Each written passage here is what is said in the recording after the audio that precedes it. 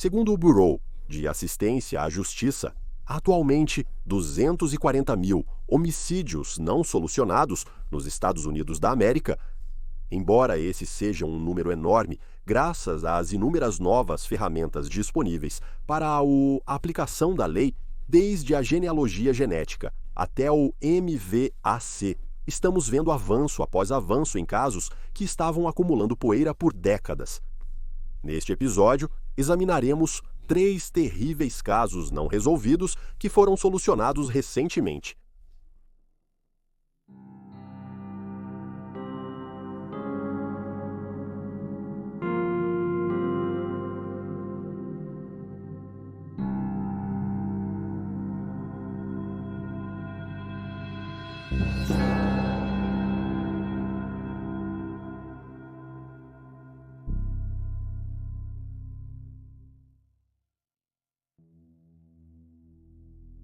J. B. Beasley e Tracy Hallert.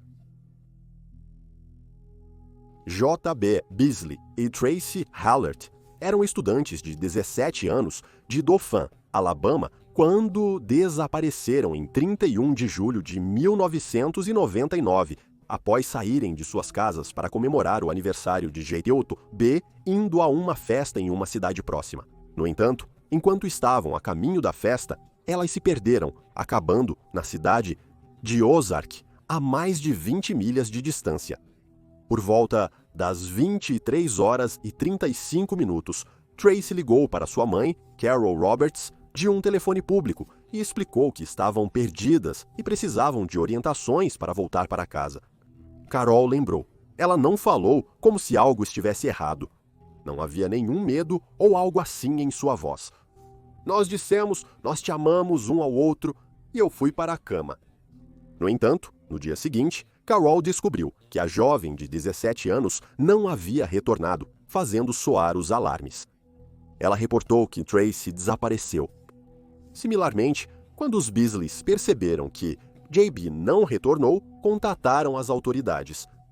Mais tarde naquele dia, o Mazda 929 preto de 1993 da família Beasley, que JB dirigia quando as meninas sumiram, foi achado na Avenida Herring, em Ozark. Aqui, os piores pesadelos das duas famílias se concretizaram.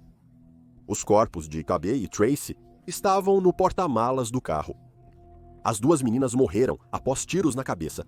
O ácido desoxirribonucleico, encontrado nas roupas e roupa íntima de JB, indicou aos investigadores que ela sofreu abuso sexual antes de morrer. A arma do crime nunca foi recuperada. Os devastadores assassinatos levaram a polícia a conduzir mais de 500 entrevistas e teste de ácido desoxirribonucleico em cerca de 70 suspeitos potenciais.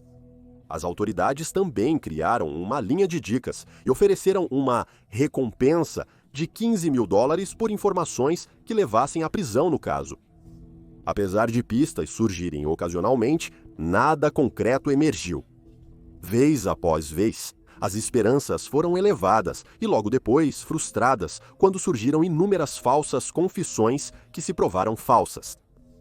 Um morador de Ozark mentiu sobre um homem ter encontrado as meninas em um posto Chevron na East Broad Street na tentativa de obter a recompensa. Enquanto isso, um homem de Michigan confessou ser o responsável pelos assassinatos, mas isso foi desmentido quando seu ácido desoxirribonucleico não bateu com o encontrado na cena do crime. Apesar do caso ter sido destaque em programas de TV nacionais, logo perdeu força. O caso ficou adormecido por 2 décadas até agosto de 2018, quando os investigadores de Ozark contataram a Parabon Nanolabs para ajudar a resolver o crime. A Parabon Nanolabs é conhecida por sua unidade de genealogia genética, que ajudou a identificar dezenas de Jane e John Does, além de auxiliar na identificação do assassino do Estado Dourado, Joseph James DeAngelo. A Parabon Nanolabs conseguiu ajudar os investigadores a identificar o suspeito testando o ácido desoxirribonucleico encontrado na cena do crime. A equipe de genealogia entregou às autoridades uma lista de sobrenomes que poderiam estar na árvore genealógica do suspeito, incluindo o nome McCraney. Um policial lembrou-se de ter estudado com Colin McCraney e o abordou para fazer um teste de ácido desoxirribonucleico. Na época, McCraney era um caminhoneiro de 45 anos sem antecedentes criminais. Ele também era supostamente um pregador em tempo parcial que havia criado uma organização não governamental chamada Ministérios da Linha da Vida Espírito e Verdade em 2013. McCraney morava a apenas 1 quilômetro da rua onde os corpos das meninas foram achados. Em março de 2019, McCraney foi preso e acusado de 2 contas de assassinato capital veicular, uma de estupro seguido de assassinato e uma de assassinato capital pelas 2 mortes. O homem de 45 anos declarou-se inocente e negou conhecer as meninas durante os interrogatórios policiais. Contudo, ao iniciar seu julgamento em abril de 2023, McCraney confessou que conheceu Guabé meses antes de sua morte, quando estava no shopping. Ele tinha 24 anos e era casado em 1999. Disse que planejaram se encontrar em 31 de julho, mas ela não apareceu, então foi para a casa da mãe. Ele afirmou que JB tinha o número da casa de sua mãe, mas ela nunca ligou, apesar dele ter esperado. Por volta das 11h30 daquela noite, McCraney saiu da casa de sua mãe para ir para casa, mas seu carro quebrou no caminho. Ele parou no mesmo posto Chevron, onde as meninas haviam estado, aproximadamente no mesmo horário. Ao avistar JB e Tracy, ele se aproximou, deu-lhes direções para sair da cidade e levou-os ao seu caminhão, onde alegou que tiveram relações sexuais consensuais. Depois, as meninas supostamente deixaram McCraney perto de sua casa e ele afirmou nunca mais tê-las visto. Ele também afirmou que não sabia que JB Beasley, cujo assassinato não resolvido foi um caso de alto perfil em 1999, era a mesma menina que ele conhecia como Jennifer, vista por ele na noite de sua morte. A polícia não conseguiu determinar se JB conhecia McCraney antes de morrer. Não havia evidências para corroborar que os dois planejavam se encontrar e que se encontraram meses antes.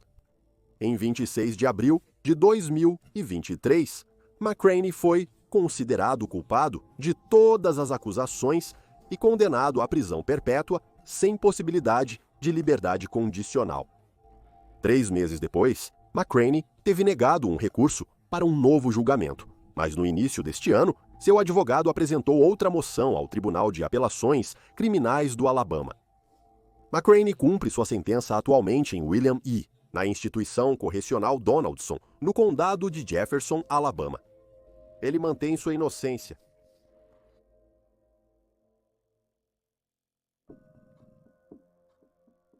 Amory Wiggins, anteriormente conhecida como a Jane Doe de Opelika. Em 28 de janeiro de 2012, no Brookhaven Trailer Park, na cidade de Opelika, Alabama, um residente tropeçou em um pequeno crânio humano e relatou sua descoberta à polícia. Quando os investigadores chegaram ao local, descobriram mais restos humanos, bem como uma camisa rosa de manga comprida com botões em forma de coração e babados. Alarmadas com a descoberta dos ossos de uma criança, as autoridades começaram a buscar a identidade do falecido. Foi logo estabelecido que o crânio era de uma jovem menina afro-americana entre 4 e 7 anos de idade. A análise dos restos mortais revelou que ela havia sido desnutrida durante a vida e tinha uma deformidade no olho esquerdo que poderia ser natural ou causada por lesão ou abuso físico. Depois, investigadores buscaram em registros de nascimento e escolares por uma criança que correspondesse a Jane Doe, mas não encontraram nada. O Centro Nacional para Crianças Desaparecidas e Exploradas criou uma imagem de como Jane Doe poderia ter sido, mas sem resultados. Em setembro de 2016, uma pista notável surgiu quando um ex-professor de uma escola bíblica de férias que funcionava na igreja da Grande Paz, em Opelika, a cerca de 10 minutos de onde os restos mortais foram encontrados, forneceu aos investigadores fotografias de uma criança tiradas no verão de 2011. A menina se assemelhava a Jane Doe deles, tinha uma deformidade no olho e aproximadamente 4 ou 5 anos quando as fotos foram tiradas. O professor se lembrou de que a menina era desleixada e suja e que era muito quieta, mantendo-se principalmente sozinha. Ela mencionou que a menina tinha dificuldade em se comunicar com outras crianças. Infelizmente, o professor não conseguia se lembrar do nome dela e não havia registros, porque a igreja não registrava formalmente as crianças que frequentavam o evento. Apesar da polícia divulgar as imagens da menina, ninguém se apresentou para identificá-la. Com poucas outras pistas, os investigadores recorreram à Oteram Inc., outra conhecida corporação de genealogia genética, para ajudar a identificar a sua Jane Doe. Em outubro de 2022, a Jane Doe, de Opelika, foi finalmente identificada como Amory Wiggins, de 5 anos de idade. Amory nasceu de Lamar Vickerstaff e Sherry Wiggins, mas na época de sua morte estava sob a custódia total de seu pai, Vickerstaff, de 50 anos, ex-integrante da Marinha. 2 meses depois de identificarem o corpo, os investigadores foram à estação naval de Mayport, em Jacksonville, Flórida, informar Vickerstaff sobre o falecimento de Amory. Ele não forneceu aos detetives nenhum detalhe sobre sua filha e, notavelmente, nunca a reportou como desaparecida. As autoridades também descobriram, por volta dessa época, que Amory não estava matriculada na escola quando morreu. A esposa de Vickerstaff, Ruth, com quem ele se casou em 2006, afirmou que não conhecia sua filha e não sabia quem era a mãe de seu filho, embora Sherry fosse posteriormente identificada por genealogistas.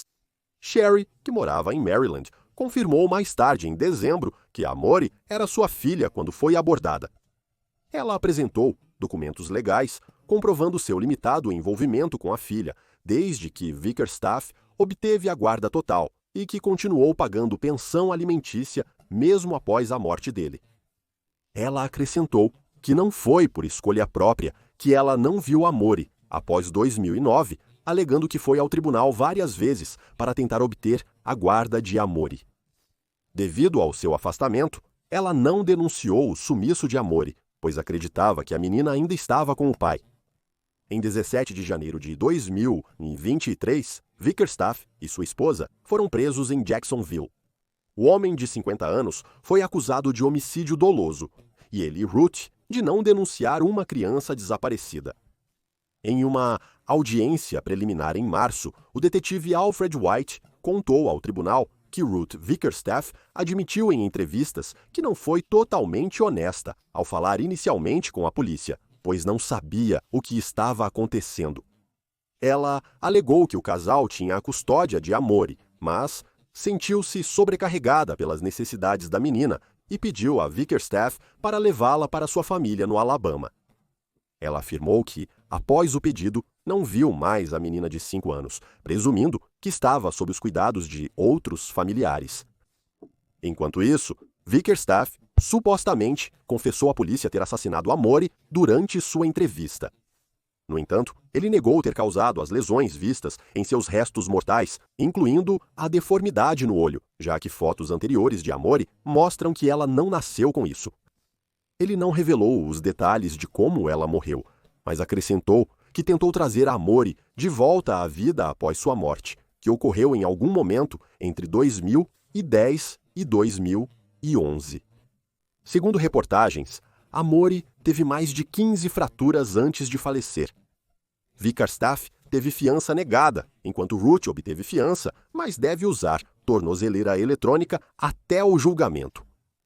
Durante entrevistas com os Vickerstaffs, a polícia descobriu que alguém havia denunciado anonimamente o abuso de Amory ao Conselho Tutelar na Virgínia, onde ela e a família moravam na época. Ruth afirmou que o Conselho Tutelar realmente foi chamado, mas que supostamente não encontraram nada de preocupante ao visitar a família. No entanto, até agora, a polícia não conseguiu obter os registros do Conselho Tutelar sobre o incidente. Os Vickerstaffs ainda aguardam julgamento.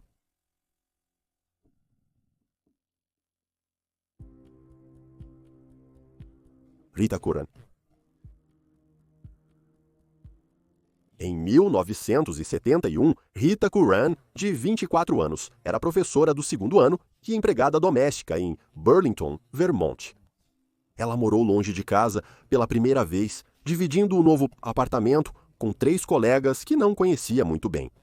Mas a primeira incursão de Rita na vida adulta foi abruptamente interrompida, quando, nas primeiras horas da manhã de 20 de julho de 1971, uma de suas colegas de quarto a encontrou morta.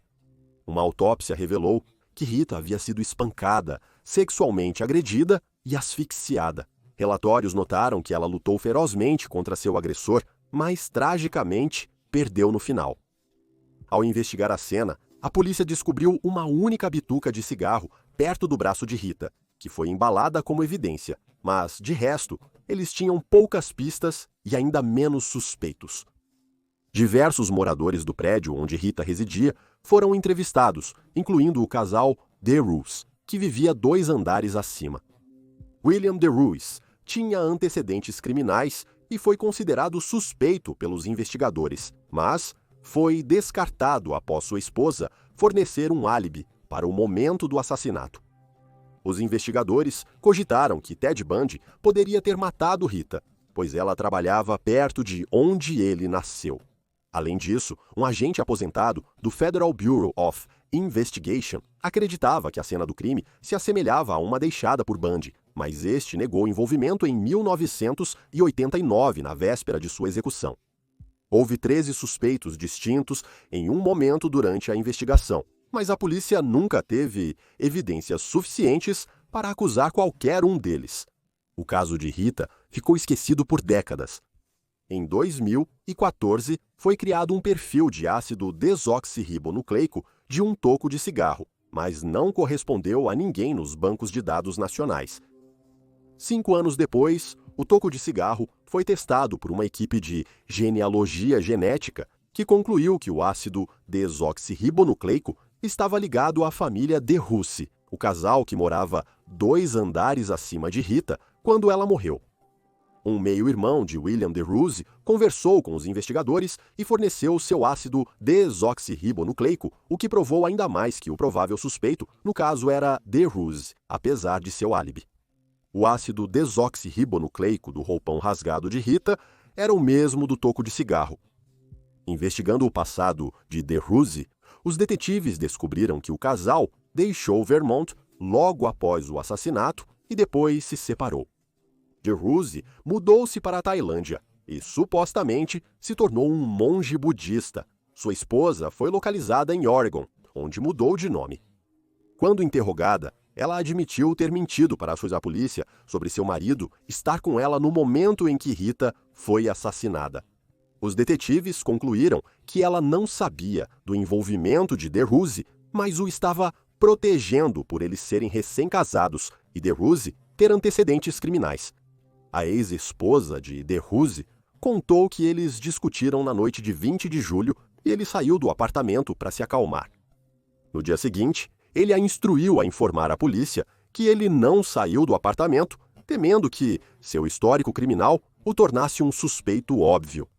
O detetive Thomas Chenette disse: "Eu acho que ela mentiu na época porque era jovem, era ingênua, estava recém-casada ou estava apaixonada." Também surgiu durante a investigação sobre Darusse que ele havia se casado novamente, em 1974. A segunda esposa contou às autoridades que ele tinha explosões súbitas de violência e citou 2 exemplos em que Darusse agiu abruptamente de forma violenta. Em uma ocasião, o casal estava conversando com uma amiga quando ele tirou um canivete do bolso e a esfaqueou no abdômen sem motivo algum. Apesar da prisão de Darusse pela agressão, os amigos não quiseram prestar queixa. Um segundo incidente ocorreu quando o casal estava jantando e Darusse começou a estrangular sua esposa sem provocação. Depois disso, a mulher pediu o divórcio. Embora Darusse não possa ser preso e acusado, pois morreu de overdose de drogas em 1983, aos 46 anos. Os investigadores consideram o caso de Rita encerrado. E aí estão os fatos. Deixe seu comentário abaixo com suas opiniões e reações. curta e inscreva-se para apoiar o canal. Obrigado por assistir.